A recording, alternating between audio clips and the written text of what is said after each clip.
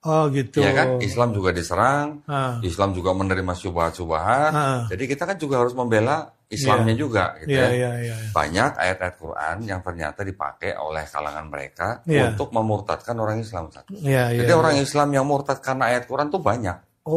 Nah, karena Oh, ayat Quran ditafsirkan dengan ah. kacamata mereka. Contohnya Nah, satu aja kok yang sering wah, mereka buat apa paling misalnya? banyak begini, Ustaz. Quran surat Maryam Maryam. ayat ke-71. Iya. Dikatakan tidak ada seorang pun dari kamu Hmm. yang tidak mendatangi neraka. Ah, Ya, itu adalah sebuah ketentuan yang sudah ditetapkan. iya. Jadi mereka misionaris Ah, akan menggunakan ayat itu bertanya kepada orang Islam, ah, ngapain kamu jadi Muslim kalau ah. kamu sudah pasti masuk neraka? Coba, ya itu salah satu. Iya. Nanti ada lagi Quran di surat Ali Imran misalnya Iya. ayat ke-45. Iya. Nabi Isa alaihissalam disebut sebagai kalimatullah. Iya. Tuh lihat Nabi Isa tuh kalimatullah, firman Allah. Ah, Sama dengan di Bible. Di Iya. Bible, Yesus adalah firman ah, yang menjelma jadi manusia. ah. Salah satunya. Oh, Nanti ada lagi yang menggunakan ayat, Ustaz. iya. Tapi penafsirannya lucu begini. Mereka mengutip Quran Surat Maryam ayat ke-33. Iya.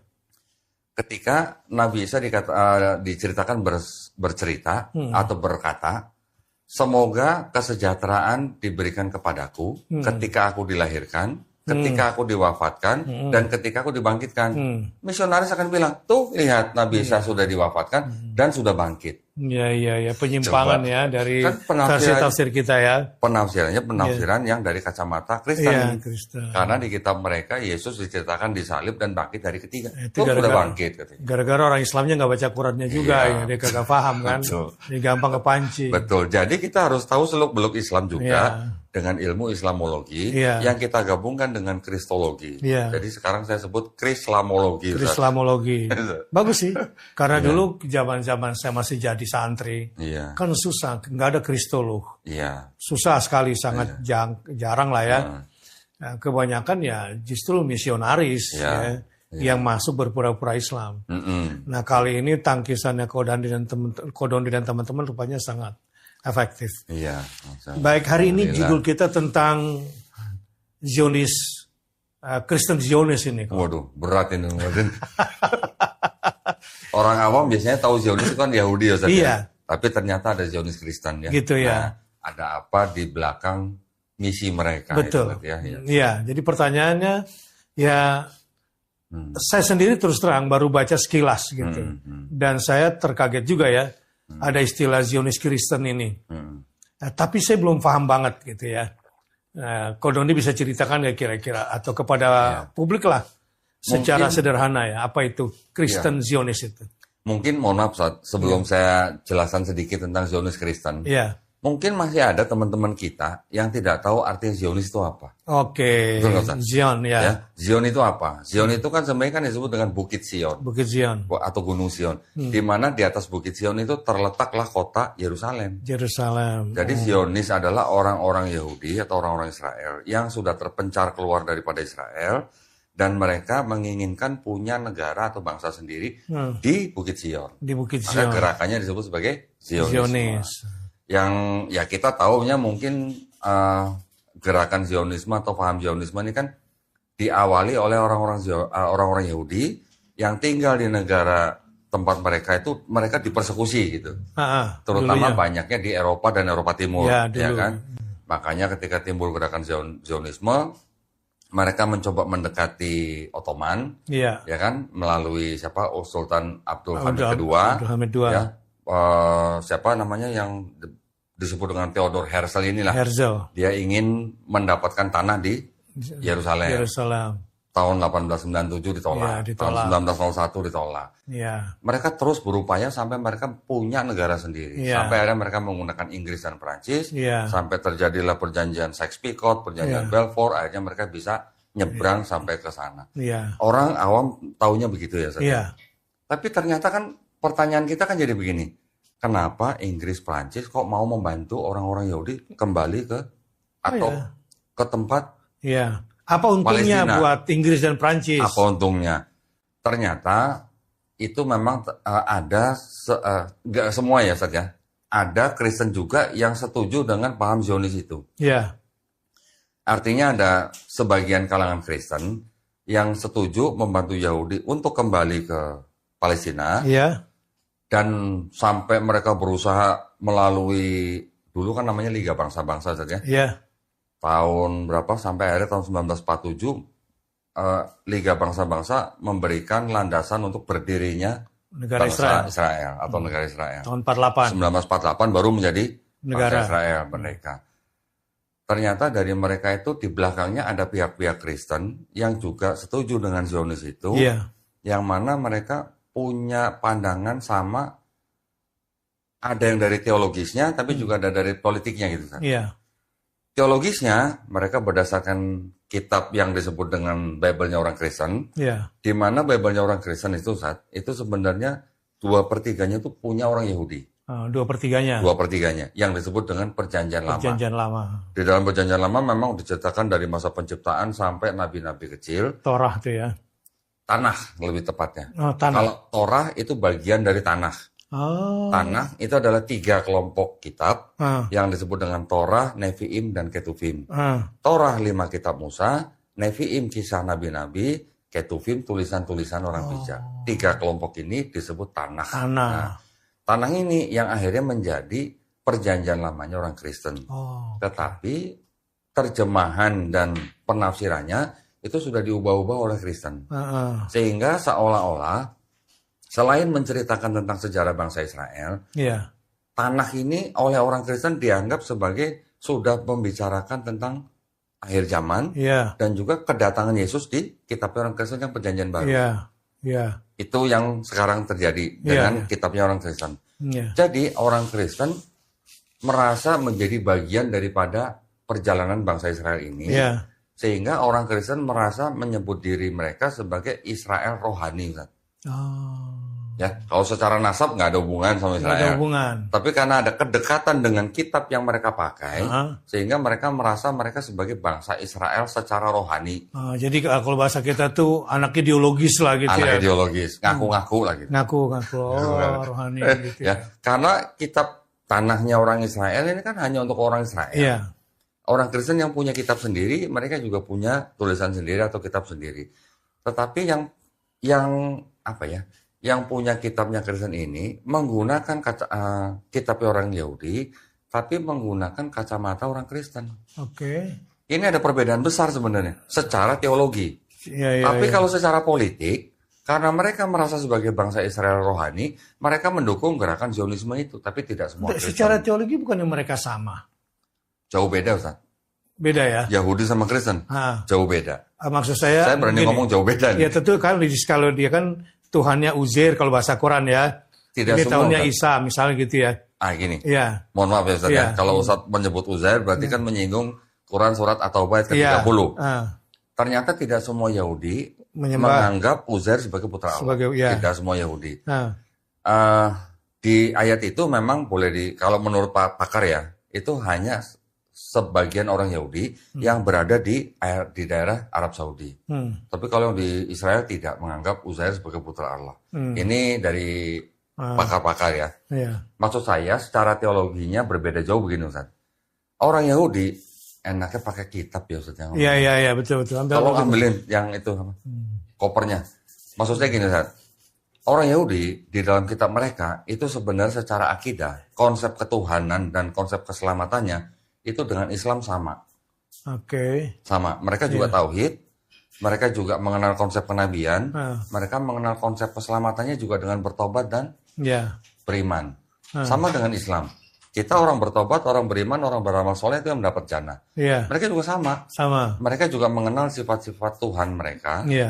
Itu mereka anggap sama dengan Tuhan orang Islam. Jadi mereka berani bilang, orang Islam menyembah Tuhan yang sama dengan mereka. Yaitu siapa? Tuhannya Abraham, Ismail, Ishak, dan Yakub. Mereka berani ngomong begitu. Jadi ketika orang Yahudi pergi ke suatu tempat Ustaz, dan mereka tidak menemukan sinagog, mereka diperbolehkan masuk masjid untuk melakukan tefilah. Tapi mereka dilarang masuk gereja. Karena mereka anggap gereja itu tempat menyembah berhala. Berhalanya siapa? Yesus. Gitu. Ini kelompok Yahudi yang mana ini? Mayoritas atau tidak itu? Mayoritas. Oh. Gini, ini kan Sampai periode kapan dia ada seperti itu? Apakah masih ada juga sekarang? sekarang masih ada. Bahkan ada juga yang disebut dengan kalangan mereka yang disebut dengan kelompok ortodok. Ortodok dan juga ada yang sampai ultra ortodok. Ultra-ortodoks. Di bawahnya mereka nanti ada kelompok Yahudi yang disebut dengan Natura Cartae yang tidak setuju pendirian negara Israel. Oke. Tidak setuju. Karena apa? Karena buat mereka berdasarkan kitabnya yang mereka pakai sendiri, Tanakh, yang sama dengan dipakai sama Netanyahu, itu penafsirannya berbeda. Oke. Buat orang-orang Yahudi yang anti negara Israel Iya. dengan Netanyahu sama kitabnya. sama, Beda penafsiran. beda penafsiran. Jadi yang anti negara Israel itu kita sebut sebagai Yahudi yang rabbinik ya, Ustaz ya. Rabbinik. Rabbinik.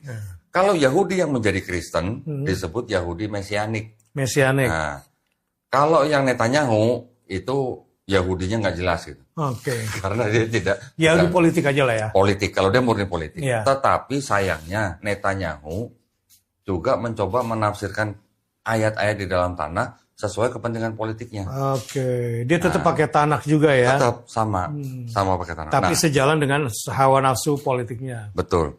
Satu ayat yang dikutip oleh Netanyahu itu yang paling sering dia kutip itu adalah di surat Kejadian pasal 12 ayat 3. Bunyinya kira-kira gini, Ustaz. Aku akan memberkati engkau. Ya. Kita baca aja. Saya baca biar nggak salah saja. Iya.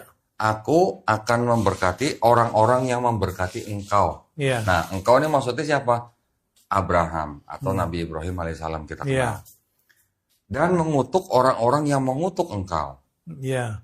Dan olehmu semua kaum di muka bumi akan mendapat berkat. Iya. Ini ayat sering dipakai sama Netanyahu Iya. sebagai dalil bahwa mereka boleh membasmi orang-orang yang membenci mereka.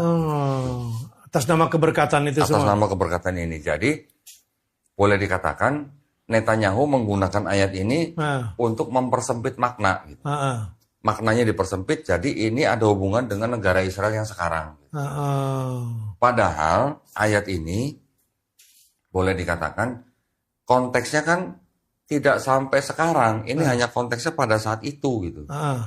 Ini ayat konteksnya hanya ayat yang bersifat spiritual dan istilahnya berlaku untuk Abraham dan keturunannya. Ya, secara teritorial, secara keturunan untuk mereka aja. Kan? Ya, nah mungkin kalau Ustadz Bakhtiar Nasir mempelajari kitabnya mereka di dalam karakteristik bangsa Israel itu sangat menjunjung tinggi yang namanya hak kesulungan.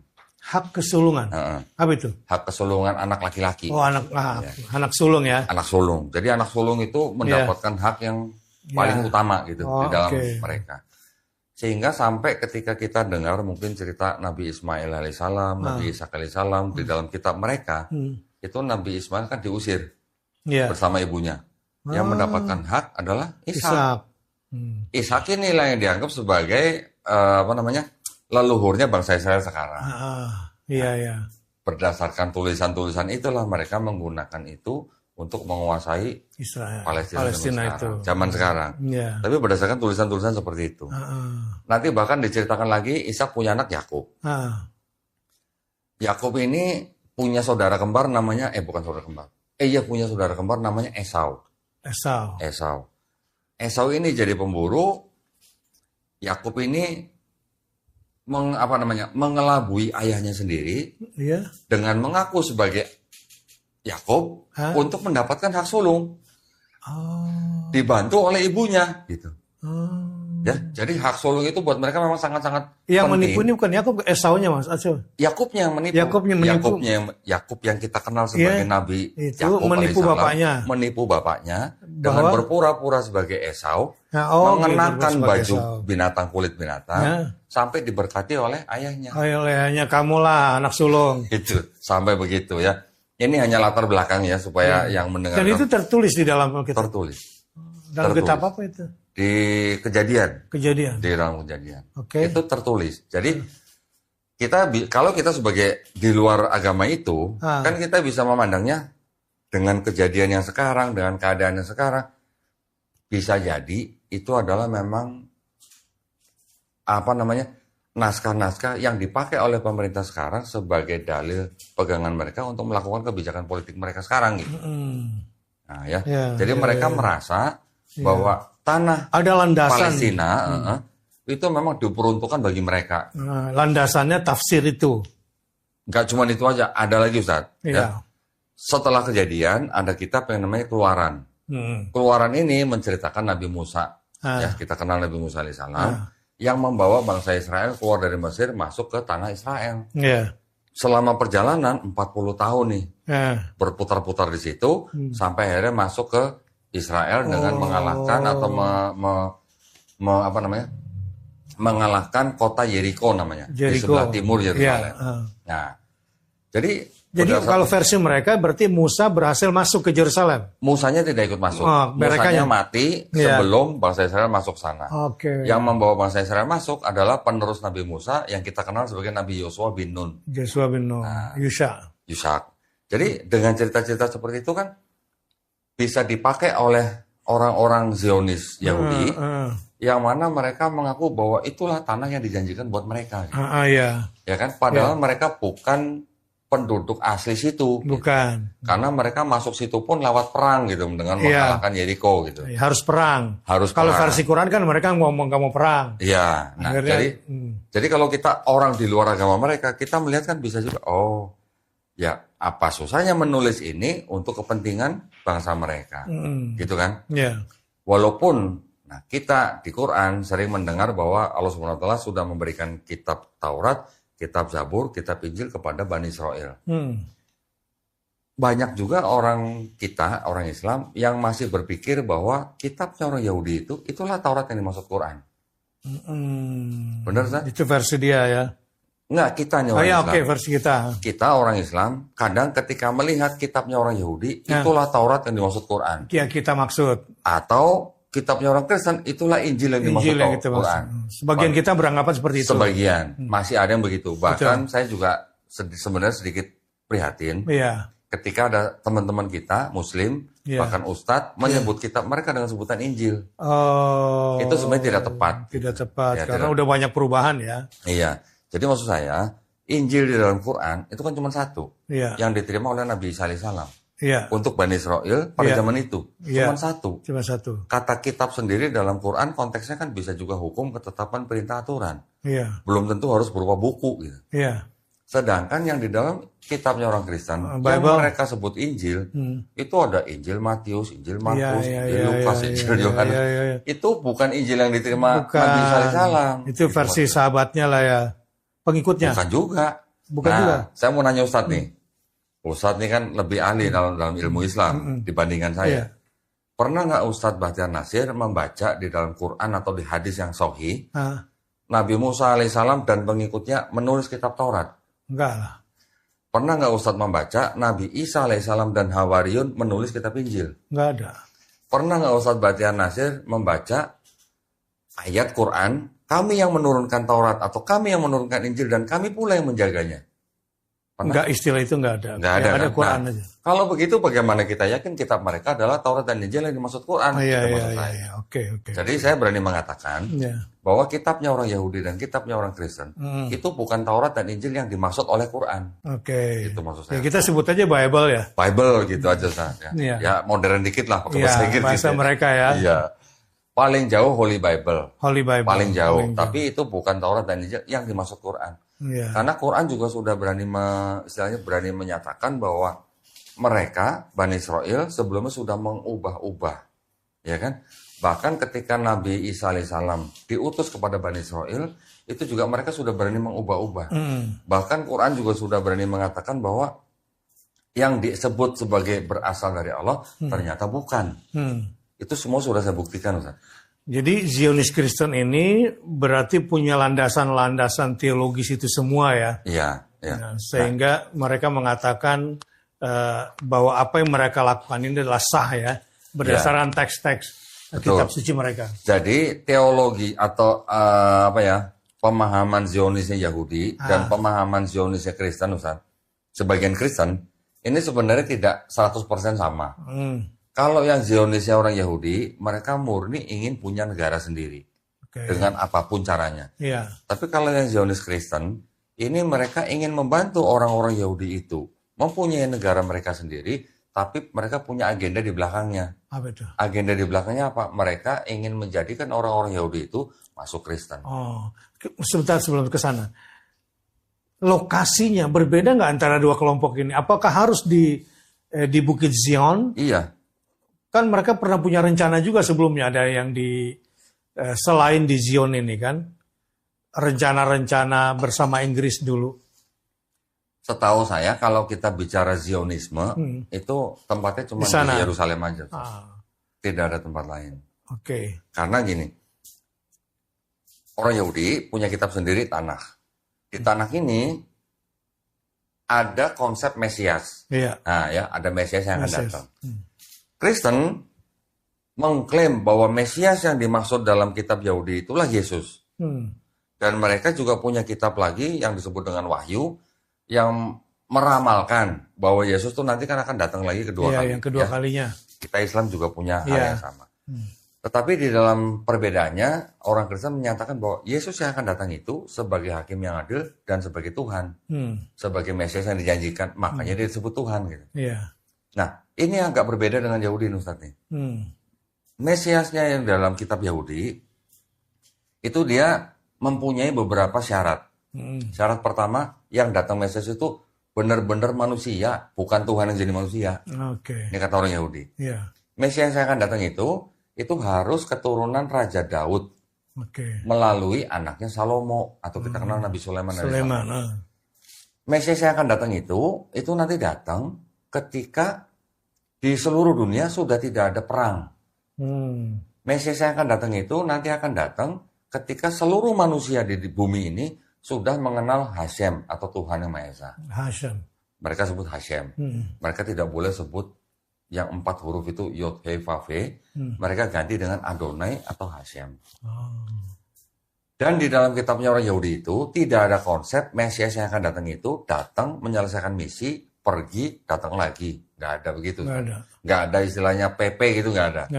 Tapi kalau di Kristen, kitabnya Kristen menceritakan bahwa Yesus itu Mesias, dianggap Yesus itu keturunan Daud, tapi melalui ayah tiri. Gitu. Ayah tiri ini suaminya Maria. Kalau kita di Islam, kita mengenal sosok ibunda daripada Nabi Isa alaihissalam, Maryam tidak punya suami. Tidak punya suami. Tapi kalau di kitab Kristen, punya suami. Punya suami. Namanya Yusuf.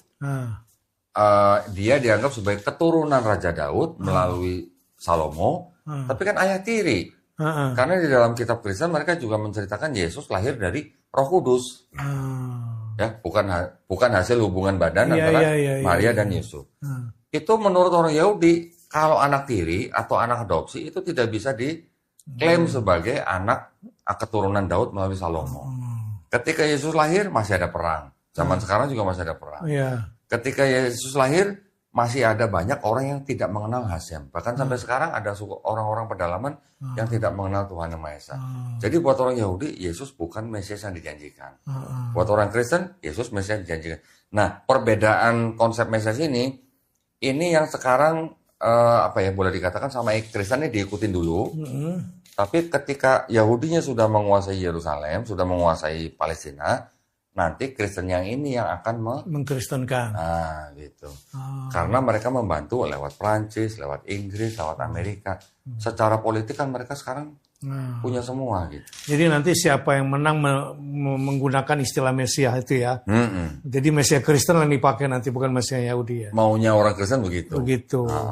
Tapi sekarang dipakai dulu. Iya. Sekarang mereka seperti seolah-olah mendukung Yahudi sebagai istilahnya kakak tua mereka gitu lah. Jadi inilah artinya Kristen Zionis yang di Amerika yang mendukung itu sekarang. Iya. Kalau evangelical sendiri apa itu? Evangelical itu kan istilah untuk penyebaran agama mereka. Ya. Dan yang mengikuti tafsir atau paham Zionis Kristen ini tidak semua Kristen, Ustaz. Hanya kalangan evangelical konservatif saja. Katolik sendiri melalui pausnya mereka tidak mau mengikuti Zionis. Jadi paus menganggap bahwa ayat yang tadi dipakai atau dikutip oleh Bibi Netanyahu itu sebenarnya berlaku untuk semua umat manusia, bukan untuk Israel zaman sekarang aja gitu.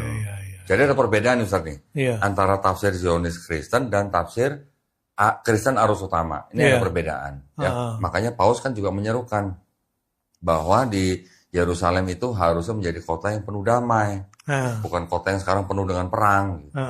Ya, ini ada perbedaan. Menurut kalangan akademisi sendiri menganggap bahwa pernyataan Netanyahu dengan menyebut-nyebut kejadian 12 ayat 3 sebagai dasar mereka melakukan tindakan genosida, menurut kalangan akademisi itu adalah sebuah anakronisme. Anakronisme itu artinya menyebutkan sesuatu yang kuno untuk zaman sekarang gitu. Jadi tidak sama zamannya atau tidak sesuai zamannya. Sebenarnya ayat itu untuk zaman dulu, tapi dipakai sama Netanyahu untuk zaman sekarang. Sekarang arus orang Kristen Zionis ini di Eropa Amerika besar nggak sih? Sebenarnya boleh dibilang besar atau tidak terlalu besar saja. Tapi yang jelas pengaruhnya yang besar. Pengaruhnya yang besar maksudnya mereka masih bisa punya kemampuan untuk mempengaruhi pemerintah yang jadi berkuasa. Selain gerakan teologis mereka juga lakukan gerakan politik ya? Betul. Seberapa besar pengaruhnya dengan Republikan dan Trump? Sekarang gini Ustaz. Siapapun yang menang jadi presiden di Amerika, mereka harus pergi ke Yerusalem dulu kan? Iya, betul. Harus ke tembok ratapan dulu kan? Betul. Berarti pengaruhnya besar ya? Yahudi itu juga sangat besar. Jadi artinya siapapun presiden di Amerika, dari Demokrat maupun Republik tetap aja harus ke tembok ratapan dulu. Sebagai apa? Sebagai yang menyandang disebut dengan apa ya? Bintang Daud gitu. Ya. Artinya kalangan Zionis Kristen ini pun juga sebenarnya mungkin mempengaruhi juga kebijakan politik Amerika sampai mereka harus bisa mendukung Yahudi sebesar-besarnya karena presiden Amerikanya aja harus setor muka ke sampai Trump aja bisa memindahkan ibu kota. Kan artinya apa?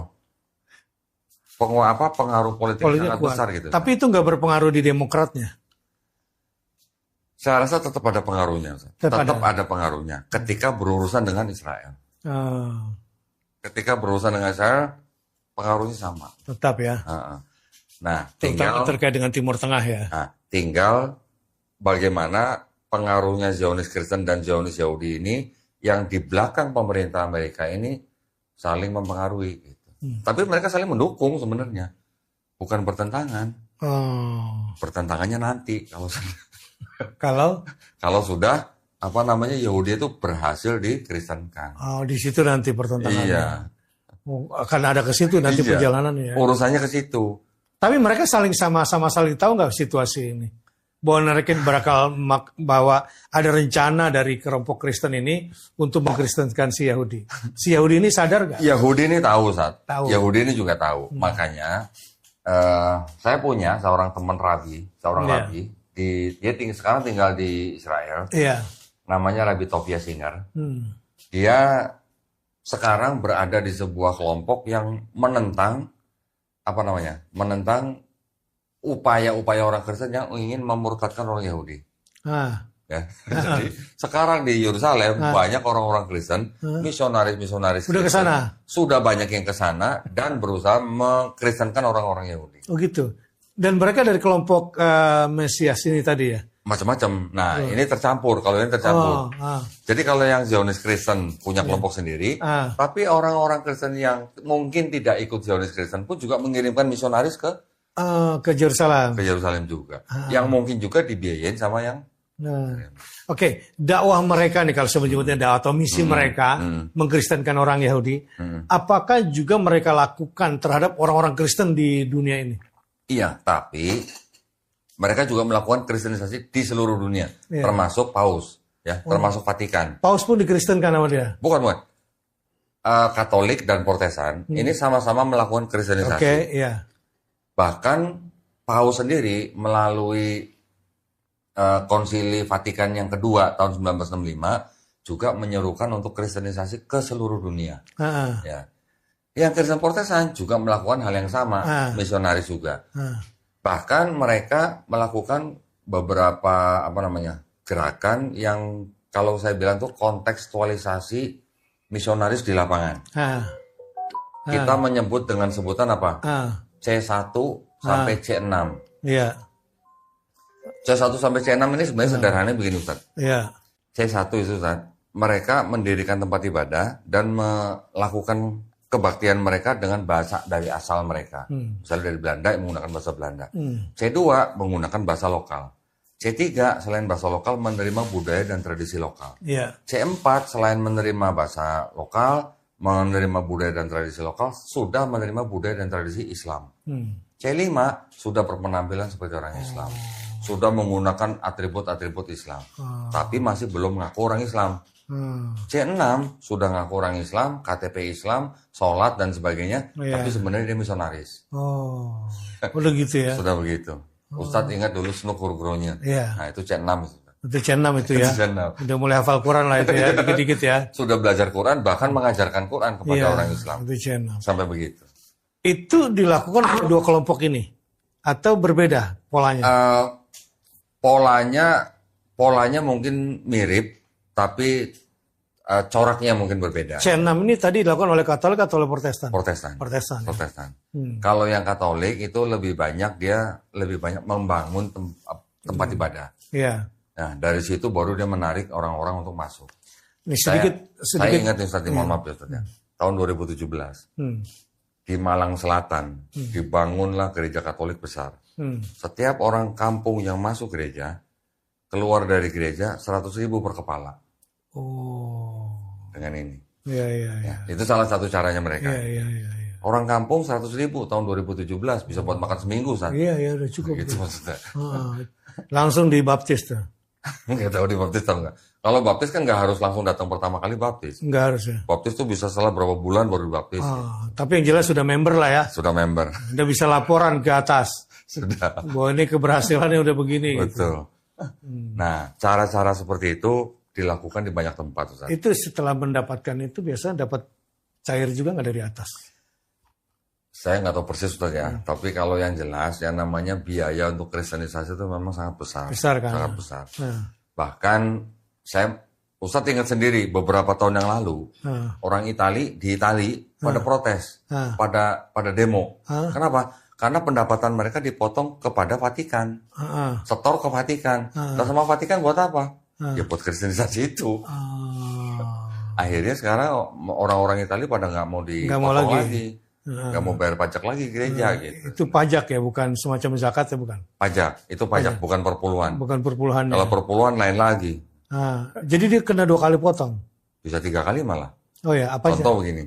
Perpuluhan, pajak, sama? Kalau Katolik itu tidak terlalu memungut perpuluhan. Yang lebih memungut perpuluhan itu di kalangan Protestan. Itu pun kalangan tertentu, biasanya yang karismatik. Iya. Perpuluhan itu adalah sebenarnya zakatnya orang Kristen. Sebenarnya bukan gitu ya. Awalnya itu diambil dari kitabnya orang Yahudi, Ustaz. Iya. Itu adalah zakatnya 11 suku Israel kepada satu suku Israel yang menjadi marbot gitu. Jadi 12 suku Israel, ada satu suku namanya suku Lewi.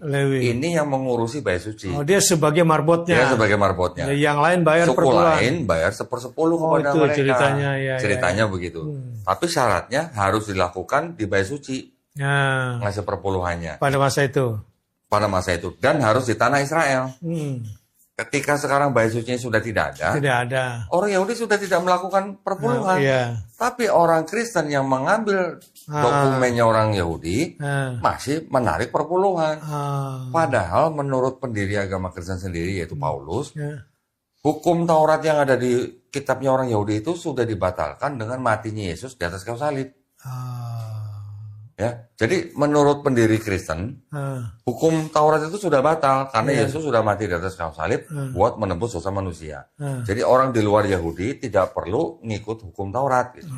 Jadi makanya tidak perlu sunat, ya kan? Semua makanan halal. Tapi perpuluhan jalan terus. Berarti kan ada yang comot-comot gitu. Orang gereja di Indonesia atau di seluruh dunia yang memungut perpuluhan, mereka akan mengaku sebagai orang suku Lewi rohani. Dikit-dikit rohani, tapi terima duitnya bukan duit rohani. Itu perpuluhan. Iya. Nanti ada lagi yang namanya buah sulung, Ustaz. Buah sulung. Buah sulung itu artinya begini. Contoh misalnya saya nggak pernah kerja sama sekali. Iya. Pertama kali saya kerja, kan saya dapat gaji. Gaji saya 100% buat gereja. Itu namanya buah sulung. Gaji pertama saya 100% buat gereja. Gaji pertama. Gaji pertama. Berapapun. Itu namanya buah sulung. Jadi saya sampai sekarang mereka lakukan. Masih ada. Beberapa denominasi gereja tertentu, tidak semua gereja, Ustaz. Tidak semua gereja. Yang ketiga tadi yang apa namanya? Kayak kita infak atau sedekah lah. Iya. Mereka juga ada. Disebutnya kolekte gitu. Tapi nggak ada angkanya. Nah, kalau yang kolekte bebas. Nah, terkait dengan gerakan Kristen Zionis ini, dana ini juga digunakan oleh mereka untuk mobilisasi gerakan mereka. Pasti, Ustaz. Pasti. Nggak itu usah. Besar. Apa lembaganya gitu? Lembaganya nggak cuma satu. Itu banyak. Dan itu pun tidak hanya mengurusi Zionis Kristen, Ustaz. Ya. Yang saya tahu, ada kira-kira 80 organisasi Kristen di Amerika yang mendukung Zionis Kristen dan juga mendukung gerakan apa? Islamofobia. Islamofobia juga didukung oleh dia ya. Ya. Itu bagian daripada gerakan dia ya. Betul. Jadi berpengaruh kuat dong ini ya secara politik luar negerinya. Kuat. Jadi kita orang luar Amerika melihat Amerika sebenarnya bukan negara yang menjalankan syariat Kristen kan saja. Tapi kan hampir semua kebijakannya ya berdasarkan dari kalangan Kristen. Ya. Mereka tidak mengaku sebagai negara Kristen, tapi kebijakan politik luar negerinya selalu. Iya. Artinya gitu. Amerika sebagai sebuah state ya kan memang tidak mau disebut sebagai negara agama ya. Tapi faktanya. Iya. Dikendalikan ya sebetulnya. Tetap. Baik dalam maupun luar negerinya. Betul. Ya. Oleh kelompok ini ya. Betul. Karena kekuatan lobby dan kekuatan suara mereka. Betul. Juga kekuatan materi mereka. Betul. Karena di belakang pemerintah Amerika sekarang juga ada orang-orang Yahudi yang sangat kuat dalam finansial. Misalnya. George Soros. Nah, mau membolak-balikan keuangan suatu negara kan gampang sekali. Kita tahu George Soros. Iya. Dulu Argentinanya hancur kan. Betul. Indonesia dulu hampir mungkin ya. 98. Jadi di belakang pemerintah Amerika Serikat juga ada orang-orang Yahudi yang sangat kuat secara finansial. Jadi mereka punya pengaruh besar di situ. Tetapi ironisnya di Amerika pula ada orang-orang Yahudi yang tidak setuju berdirinya negara Israel. Yang tadi saya bilang. Kelompok rabis. Kelompok-kelompok Yahudi yang ortodok, yang paling vokal itu kelompok yang disebut dengan Natura Carte. Yang mereka bilang bahwa belum waktunya negara Israel itu didirikan. Belum waktunya. Kalau ditanya kapan dong kalau begitu? Nantinya kapan? Nanti nunggu apa? Nunggu firman Tuhan. Mesiasnya aja belum datang, Nabi Elia aja belum menitis katanya. Jadi Ustaz, menurut orang Yahudi yang percaya Mesias yang akan datang itu, sebelum Mesias turun itu nanti Nabi Elia akan turun dulu. Jadi yang menahbiskan Mesias yang dijanjikan itu adalah Nabi Elia. Itu. Makanya di dalam kitab mereka, Nabi Elia itu tidak mati dikubur tapi diangkat ke sorga. Jadi ada kaitan-kaitannya sama akidah kita juga dong ya? Ada irisan-irisan. Irisan-irisannya kayaknya ada ya? Ada. Iya, turunnya Isa gitu ya. Tapi Elia ini saya nggak tahu. Bukan. Kalau mereka Yahudi tidak percaya Nabi Isa akan turun lagi. Nggak yang tadi itu. Tapi Mesias. Iya. Nah, Mesias yang akan turun lagi ini, menurut kalangan Yahudi Rabbinik, itu bernama Daud. Oh, namanya Daud. Namanya Daud. Itu ada ayatnya di dalam kitab mereka. Tapi sama Kristen diklaim namanya Yesus. Gitu. Kalau di Islam, Mahdi. Kalau di Islam kan kita tidak mengenal konsep Mesias itu beda gitu. Dengan Kristen dan Yahudi. Kalau Yahudi dan Kristen, kata Mesias sendiri itu kan artinya sebenarnya yang diurapi. Jadi seorang raja ditahbiskan, itu diurapi kepalanya dengan minyak. Itu disebut dengan Mesias, seorang Mesias. Kemudian Mesias itu selain raja juga bisa imam. Imam yang tadi mesti di bait suci. Atau bisa juga nabi. Pokoknya diurapi disebut Mesias. Kalau kita kan Al-Masih untuk gelarnya Nabi Isa alaihissalam. Itu kan bukan dalam konteks dia sebagai raja atau sebagai imam. Dia kan hanya nabi yang mempunyai kekuatan atau mukjizat yang diizinkan Allah SWT dengan menyembuhkan orang sakit atau membangkitkan orang mati dengan cara mengusap gitu.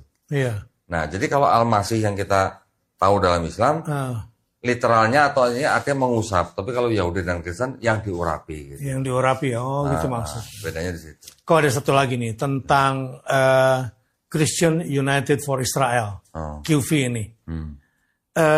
Bisa dijelaskan nggak hubungannya antara kelompok gereja ini sama Kristen Zionis itu? Kira-kira ada kaitannya nggak? Dan ini kan mereka juga bisa memobilisasi sampai 10 juta suara di Amerika. Dan ini sangat kuat mendukung politik pro-Israel atas nama politik luar negeri Amerika. Iya, tentu saja Ustaz, yang di dalam kelompok itu adalah memang berasal dari kalangan orang-orang Kristen yang mengikuti Zionis Kristen.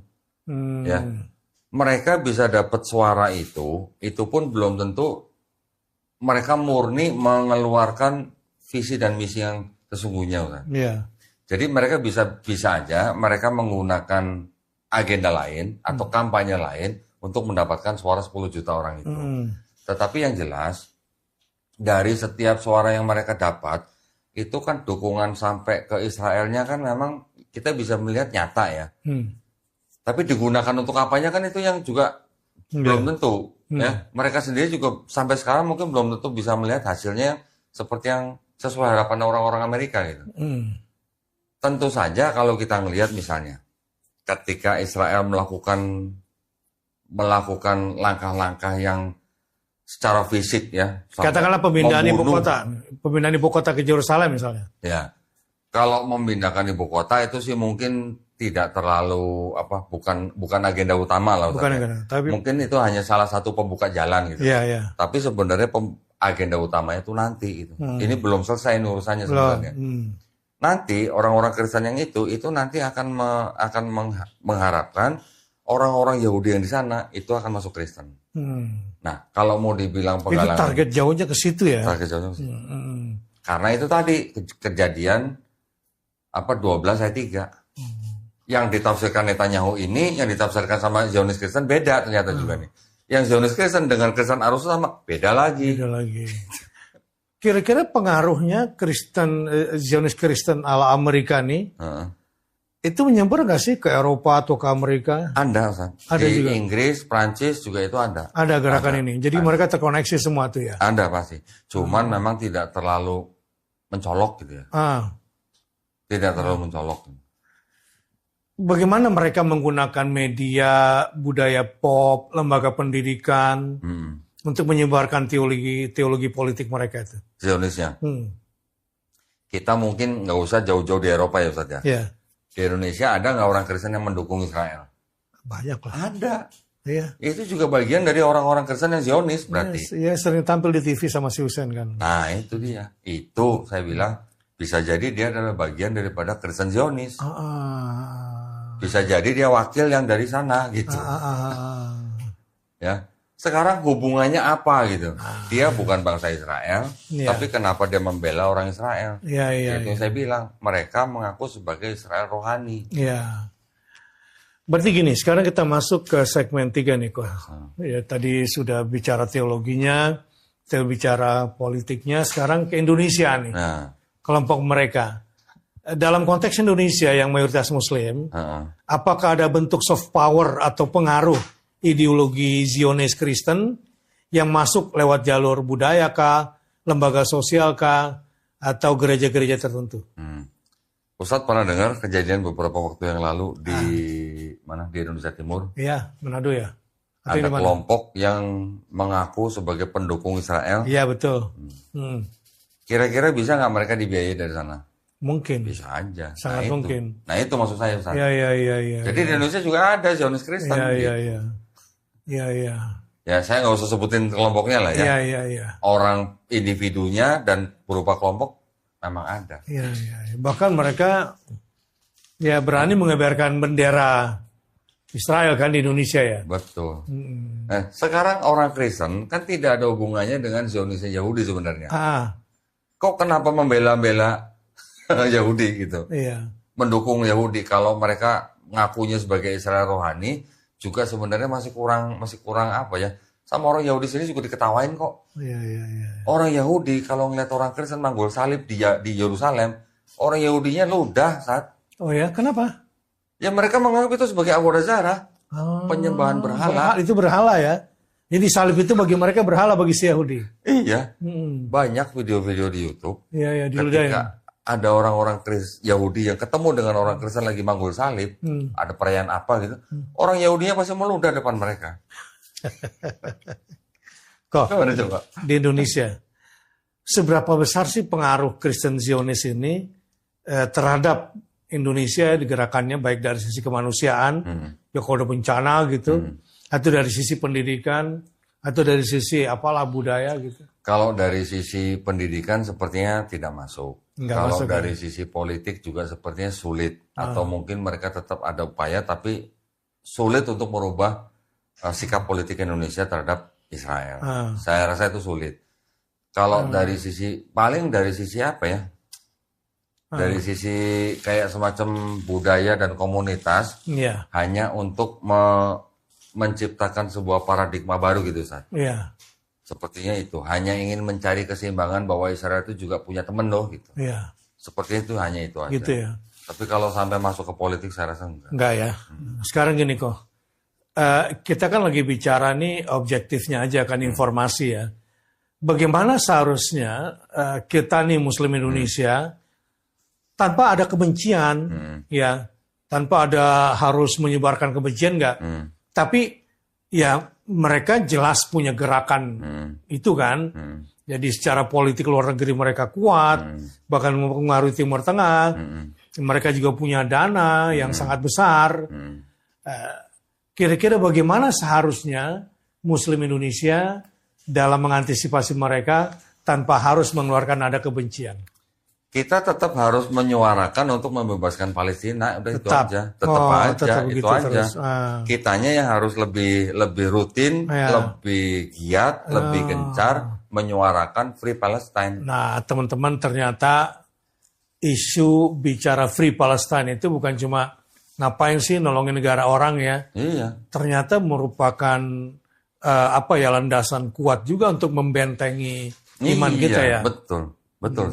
Karena dengan kita menyuarakan Free Palestine, kita sebenarnya kan tidak hanya menyuarakan tentang, bukan karena saudara-saudara Muslim kita di Gaza ini orang Muslim, bukan. Tapi kan tidak perlu menjadi orang beragama untuk menyuarakan Free Palestine sebenarnya. Karena mereka sudah menjadi korban kekerasan gitu. Terlepas daripada ada agenda apa, yang jelas sudah ada korban. Bahkan sampai, nah ini kan jadi gak seragam nih ceritanya nih. Di sini ada Kristen yang membela Israel, tapi Paus sendiri menyuarakan lain lagi. Lain lagi. Kan? Berarti kan sebenarnya untuk menyuarakan Free Palestine tidak perlu beragama sebenarnya. Itu hanya butuh kemanusiaan. Iya. Gitu. Kok terakhir nih, membentengi keluarga Muslim dari infiltrasi doktrin Zionis di Indonesia. Zionis ya. Wah, kalau untuk membentengi dari doktrin Zionis, kita sebagai umat Islam, kita sih sebenarnya masih lebih aman daripada kita membentengi dari doktrin-doktrin Kristenisasi, Ustaz. Oh gitu ya? Iya. Karena gini, kalau kita sebagai umat Islam, terus... Bukannya Zionis itu masukin dari Kristen dulu, baru kemudian ke Zionis? Arahnya beda, Ustaz. Beda ya? Arahnya beda. Kejauhannya? Yang namanya Kristenisasi dengan Zionis Kristen ini sebenarnya dua jalur yang berbeda. Oke. Jadi kalau buat saya sebenarnya buat kita orang Islam di Indonesia lebih penting kita memikirkan bagaimana kita menjaga iman dan akidah kita, anak kita, saudara kita dari upaya pendangkalan akidah dan pemurtadan. Pendangkalan akidah dalam bentuk apa yang biasa mereka lakukan untuk merusak akidah keluarga ini? Ya, contohnya yang tadi, contoh yang ayat-ayat Quran tadi saya sebutkan yang dipakai oleh misionaris untuk tidak percaya kepada Quran, salah satunya itu. Nanti yang untuk langkah-langkah pemurtadannya mereka melakukan biasanya apa? Dengan misi pernikahan beda agama. Pernikahan beda agama, atas nama kesetaraan lah ya. Nah, bisa aja nanti mereka pura-pura masuk Islam, menikah, setelah punya anak mereka kembali ke agama lamanya, si istrinya kan nggak bisa apa-apa. Nafkahnya ditanggung sama suami. Kalau tidak mau ikut suami, cerai. Pasti kebanyakan rata-rata daripada ikut suami. Itu banyak terjadi, Ustaz. Iya. Banyak ibu-ibu yang datang ke tempat saya, sudah bawa anak, ada yang umur 13 tahun, ada yang umur 17 tahun, dulunya nikah dengan orang Kristen yang masuk Islam, Tetapi ketika anaknya sudah lahir, mereka kembali ke Kristen. Jadi orang Islam ini melakukan zina sekian belas tahun, sekian puluh tahun. Ketika suaminya meninggal, baru mereka kembali ke Islam.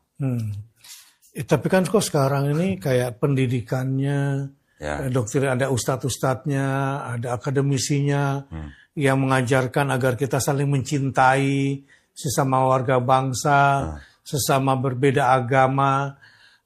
Bahasan-bahasan ini kan bias ya, buat anak-anak, buat keluarga lah. Minimal bagaimana cara membentengi keluarga itu dari isu-isu seperti ini. Iya, jadi kita juga harus kembali kepada dasarnya, Ustaz ya. Iya. Setiap warga negara di Indonesia diberikan kemerdekaan untuk memilih dan menjalankan agama masing-masing. Iya. Tetapi pemerintah juga punya aturan keputusan bersama dua menteri. Iya.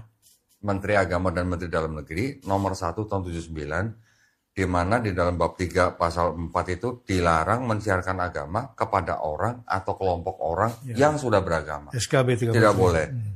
Dengan cara apa? Dengan cara sembako, brosur, majalah, pamflet, dan segala macam.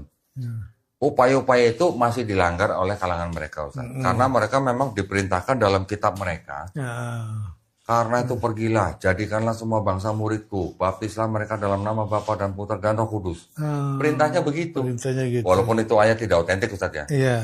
Saya bisa buktikan. Tetapi itu sudah dijadikan amanat agung buat mereka. Nah, maksud saya bagaimana kita melindungi iman dan akidah kita.